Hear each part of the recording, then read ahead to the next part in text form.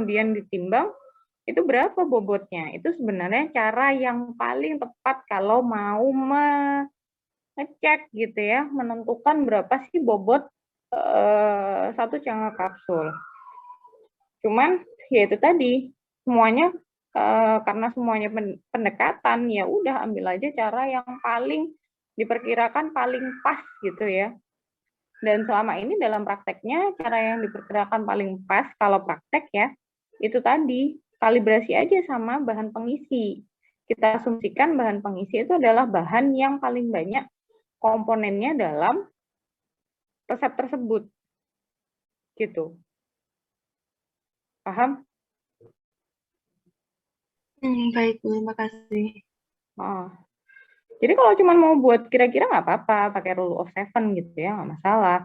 Cuman kalau mau tepatnya, silakan dikalibrasi lagi.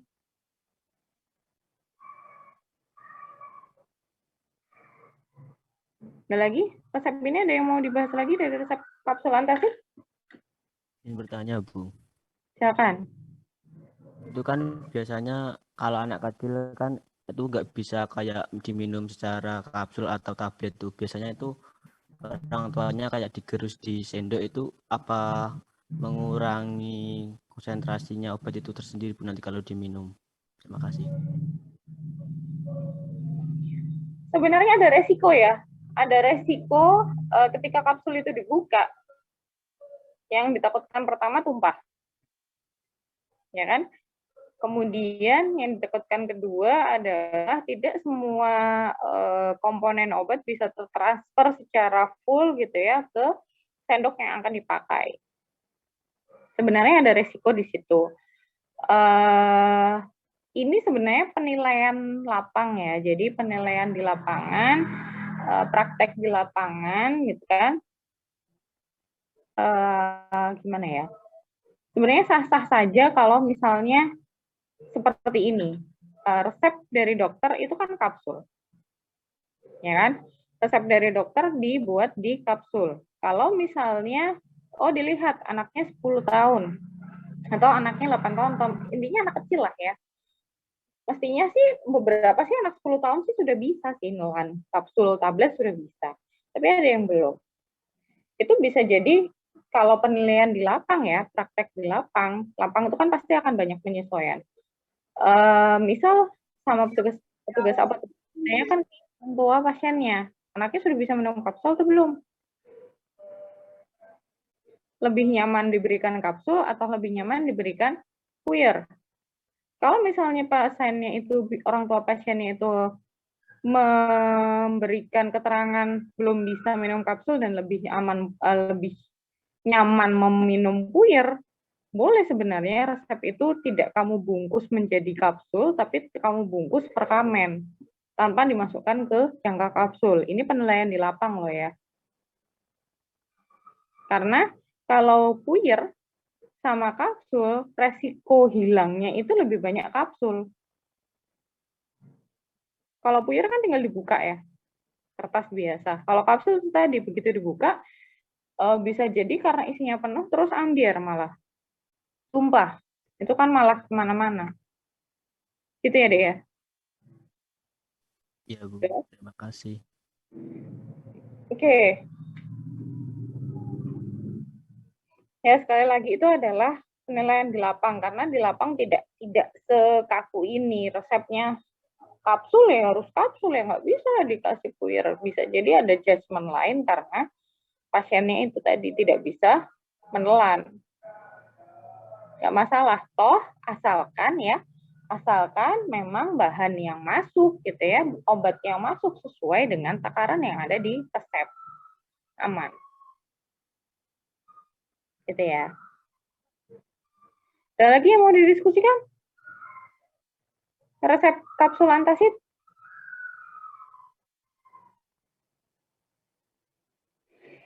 Kalau nggak ada mungkin lanjut ya ke resep vanishing cream ya. Resep vanishing cream, kelengkapan resepnya.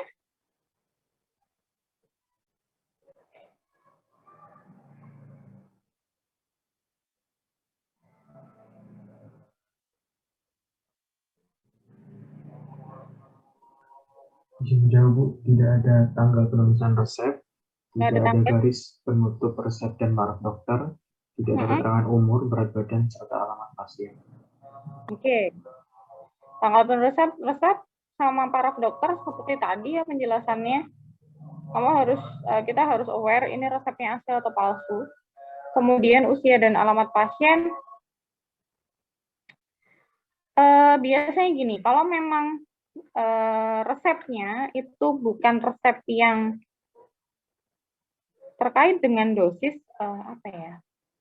Ini kan vanishing cream ya. Resep krim yang hanya digunakan topikal, kemudian topikal itu hanya digunakan secara lokal pada kulit yang dioleskan. Artinya obat itu tidak akan sampai masuk ke aliran darah. Ya. Artinya apa? Artinya berapapun usia pasiennya itu tidak urgent untuk diketahui. Jadi memang kalau ada resep-resep seperti itu memang tidak ditampilkan usia dari pasien, berat badan dari pasien, memang tidak ditulis, ngapain, tidak ada pengaruh apapun. Kalau memang untuk kebutuhan administratif apotik, bisa ditanyakan langsung ke pasien yang bersangkutan. Usia berapa, berat badan berapa, alamatnya di mana. Gitu ya. Isinya apa aja resep vanishing cream?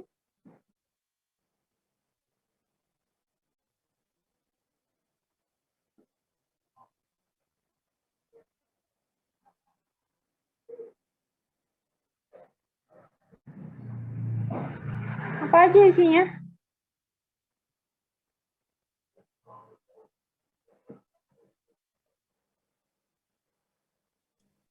Oleum kakao, asam stearat, sera alba, vaselin album, TEA, propylenglikol, dan aquades, Bu.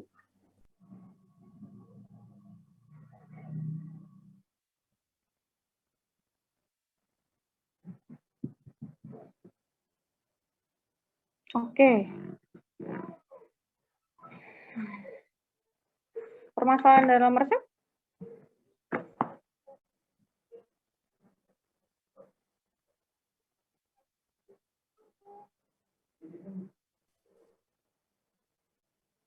Krim akan izin menjawab. Silakan.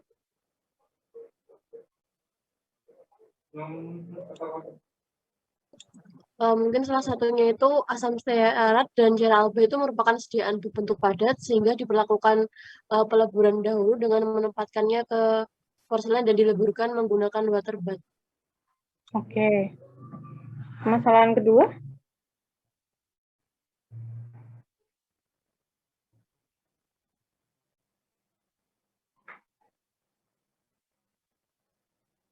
Mungkin sediaan krim itu dapat pecah atau tidak bersatu karena terdiri atas fasa minyak dan air, sehingga dilakukan pencampuran pada mortir hangat dan diaduk secara konstan hingga dingin. Ada yang mau menambahkan?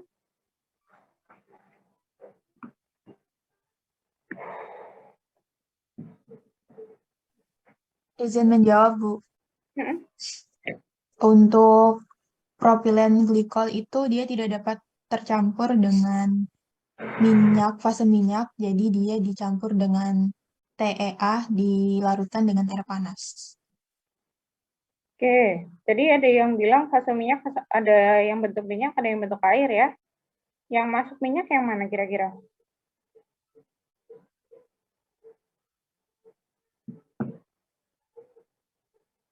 Apa aja yang termasuk fase minyak? Sera alba, vaselin album, sama asam stearat. Oleum kakao?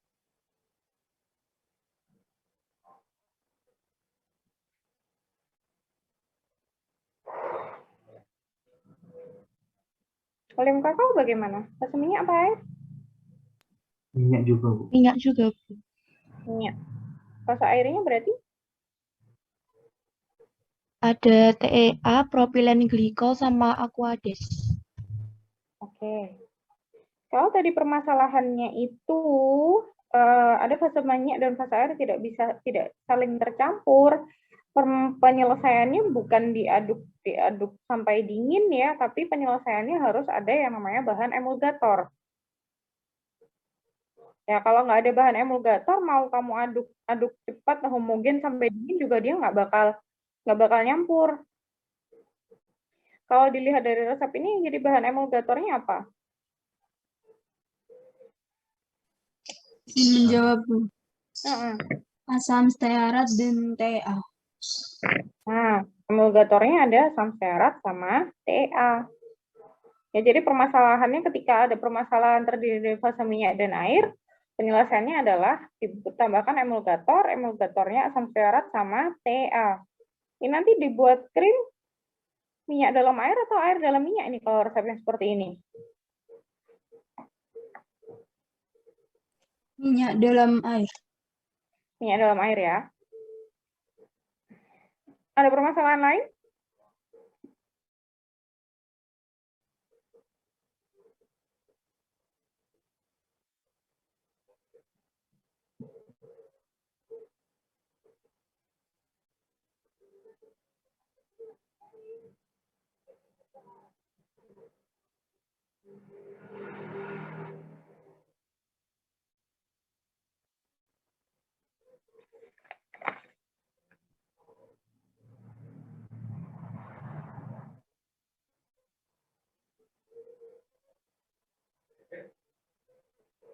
Ada permasalahan lain nggak?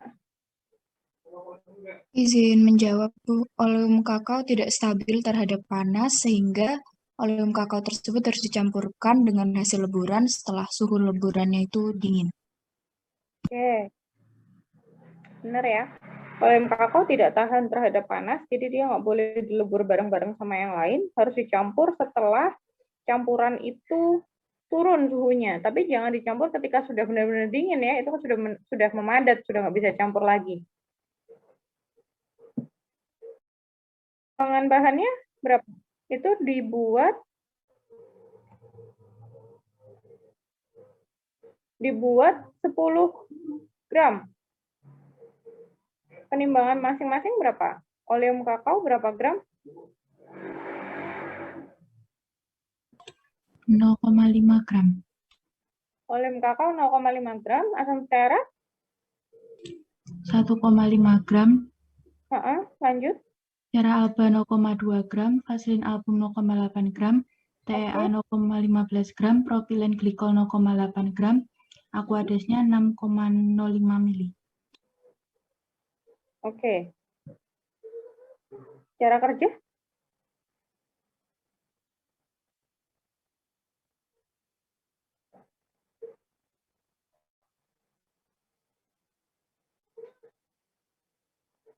Cara kerjanya gimana dong? Coba diceritakan cara kerjanya.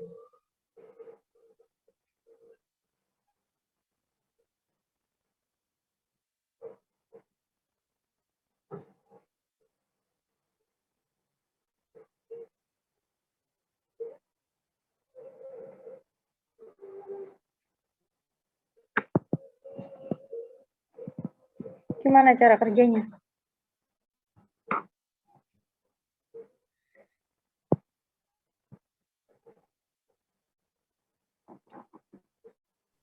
Izin menjawab, Bu. Mm-mm.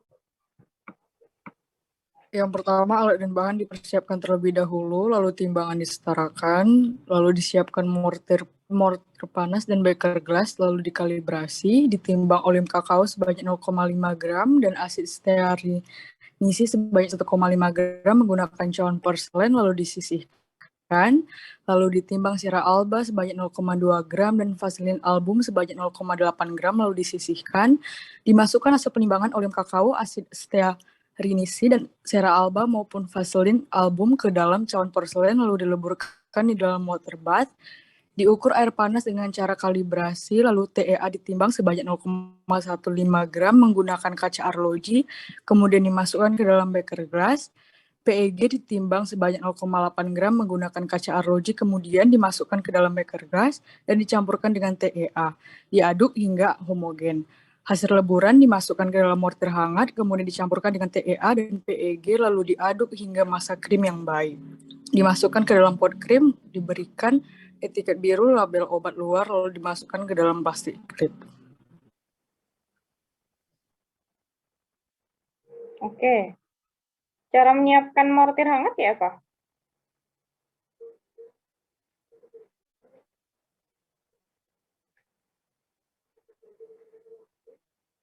Gimana caranya mortir hangat?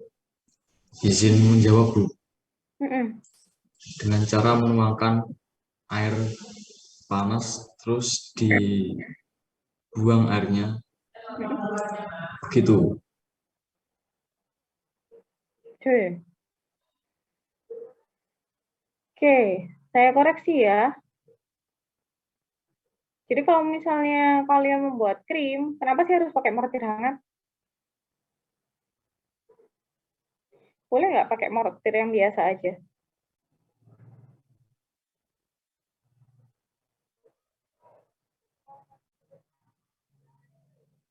Boleh nggak? Kenapa harus rapat-rapat pakai mortir hangat?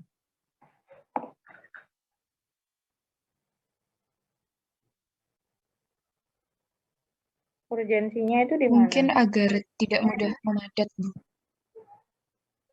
Tidak mudah memadat. Dan lagi?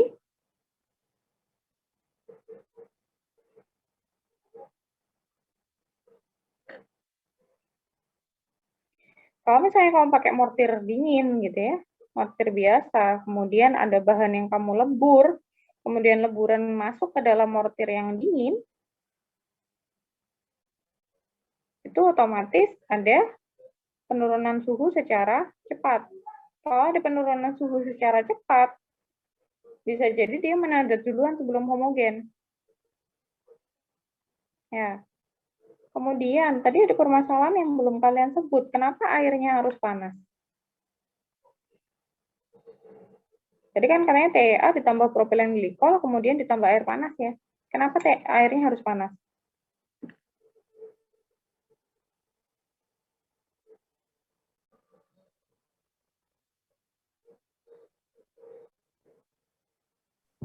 Izin menjawab, Bu. Mm-mm. Karena dua emulgator tersebut akan mengalami reaksi saponifikasi jika proses mengadukan terlalu cepat atau terlalu lama atau membentuk sabun seperti itu, Bu.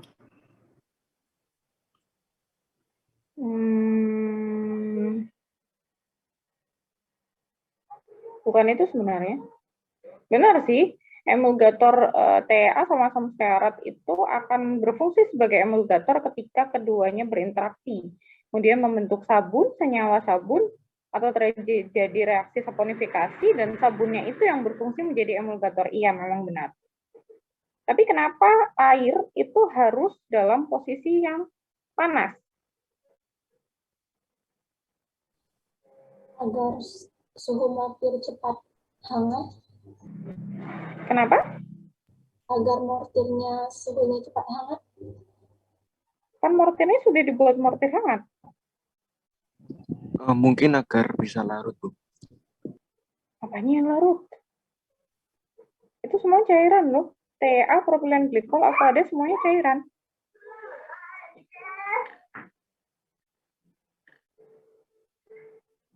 Kenapa kira-kira? Ada yang tahu? Satu angkatan nggak ada yang nulis permasalahan itu? Kenapa harus ditambah air panas? Kenapa nggak pakai air biasa suhu ruang? Kalau dibeli air suhu ruang, mortirnya jadi dingin. Kalau mortir dingin kenapa? Kan minyaknya panas. Hasil dilebur kan minyaknya.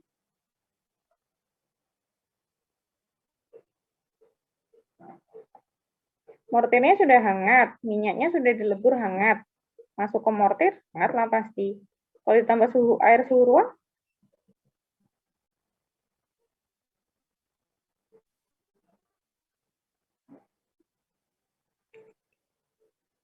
nggak ada yang tahu? Nggak ada yang nulis di sini? Gimana? Mungkin supaya krimnya dapat bersatu, Bu. Supaya krimnya dapat bersatu. Dapat homogen. Sama seperti penjelasan tadi ya. aturan utama ketika kamu membuat krim atau apa ya, atau semua sediaan semi solid yang menggunakan pemanasan, semua komponen itu harus berada dalam suhu yang sama. Ini kan seandainya dilebur. Kalau dilebur berarti kan panas. Kalau misalnya kamu tambahkan air dalam suhu ruang, berarti kan dia ada pendinginan secara spontan. Minyak yang panas, kamu tambah air suhu ruang, ya dia spontan dong, suhunya turun drop. Kalau sudah seperti ini, dia nggak akan bisa homogen. Kamu aduk sampai kayak apa juga nggak akan bisa jadi krim yang halus, karena sudah memadat duluan. Padahal tujuannya kan harus sama-sama dalam posisi cair, supaya ketika dalam posisi cair itu sudah homogen terlebih dahulu, kemudian diaduk sampai dingin, dan akhirnya dalam posisi dingin pun, dalam posisi padat, dia tetap dalam bentuk yang homogen. Itu sebenarnya permasalahan sendiri ya. Kenapa akhirnya ditambahkan dengan air suhu yang panas? Ya, jelas? Iya, Bu, Jelas jelas, nih? Bu. Jadi nggak bisa tuh diganti ya. Pakai suhu kamar nggak bisa, nggak boleh. Kemudian, oke, saya koreksi ya. Untuk yang tadi, yang dilebur secara alba, vaselin album, asam stearat. Olem kakao boleh dilebur apa enggak?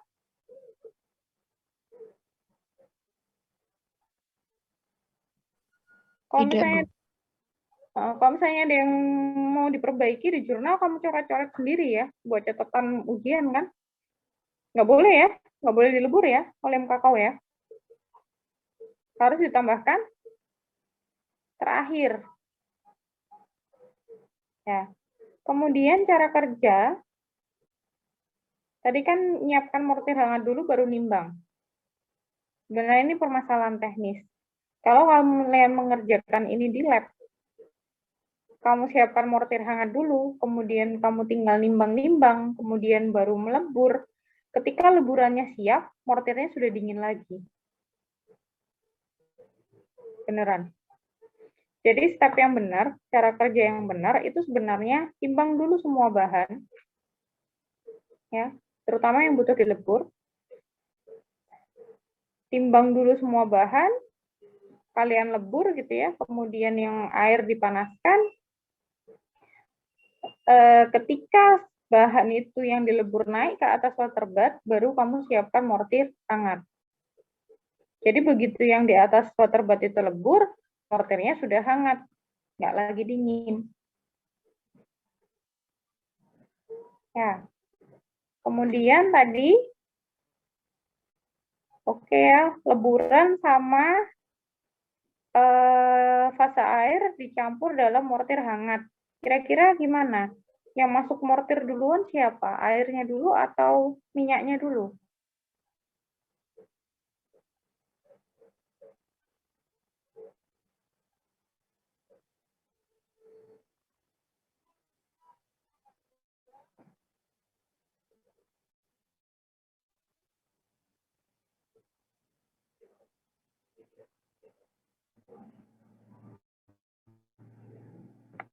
Minyaknya dulu atau airnya dulu?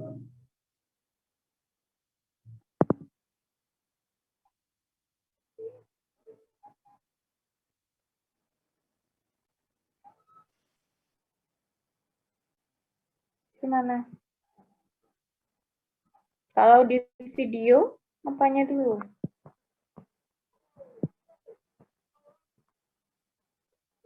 Minyaknya dulu, Bu. Minyaknya dulu. Kalau airnya dulu boleh nggak?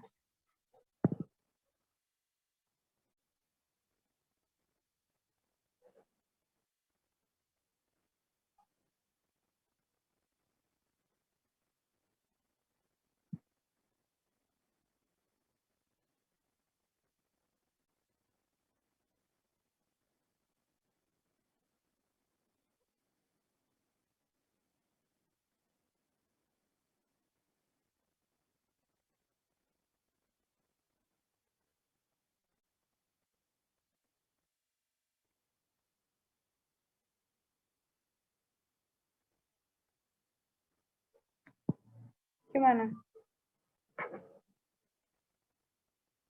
Yang sudah mengamati video gimana? Sebenarnya yang kalau misalnya kalian sudah mengamati video, sudah jelas ya di videonya mortir hangat itu bisa dibuatnya terakhir, bukan di depan. Seperti yang saya bahas tadi. Terus, minyak sama airnya nyampurnya gimana? Minyak dulu atau air dulu? Atau sekaligus barengan? Barengan. Hah? Barengan. Kalau di video barengan? Iya. Iya. Harusnya gimana?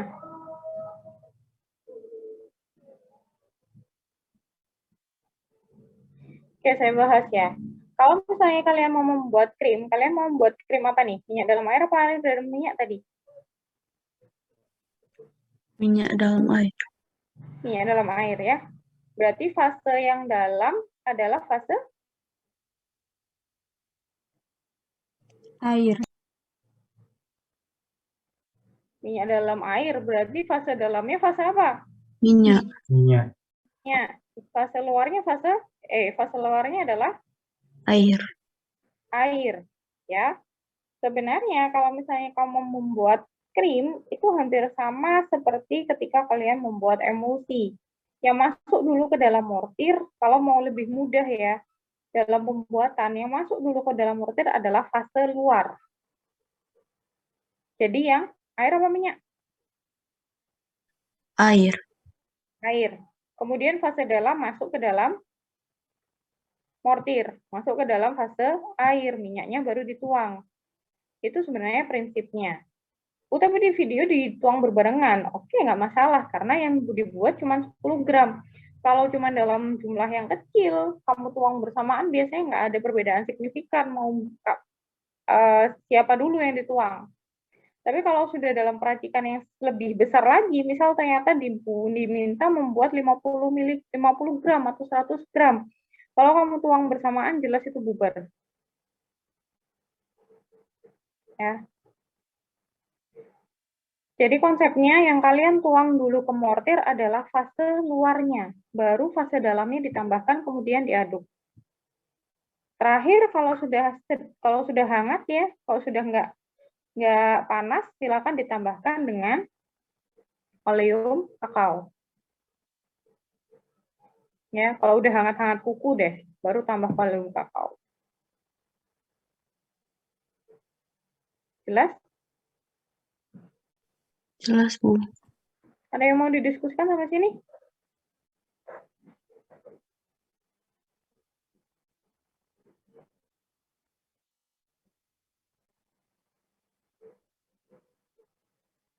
Resep ini ada bahan aktifnya nggak sih sebenarnya?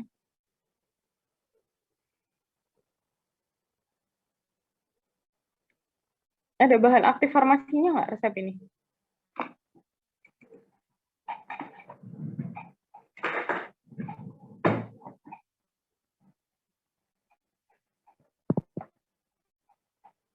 Ada nggak? Gimana? Dor. Ada atau tidak?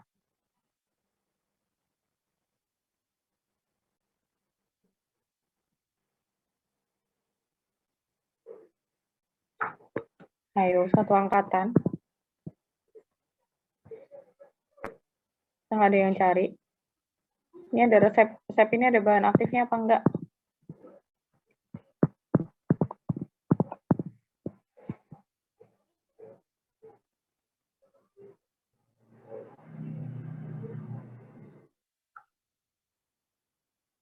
Ada yang bisa jawab? Kalau nggak ada yang bisa jawab, silakan dicari ya. Ini sebenarnya ada bahan aktif apa enggak sih dalam resep ini? Ya. Ada yang mau didiskusikan lagi sama saya terkait dua resep? Kapsul antasida sama finishing cream?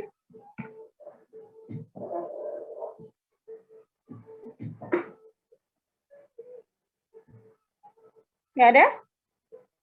Jelas?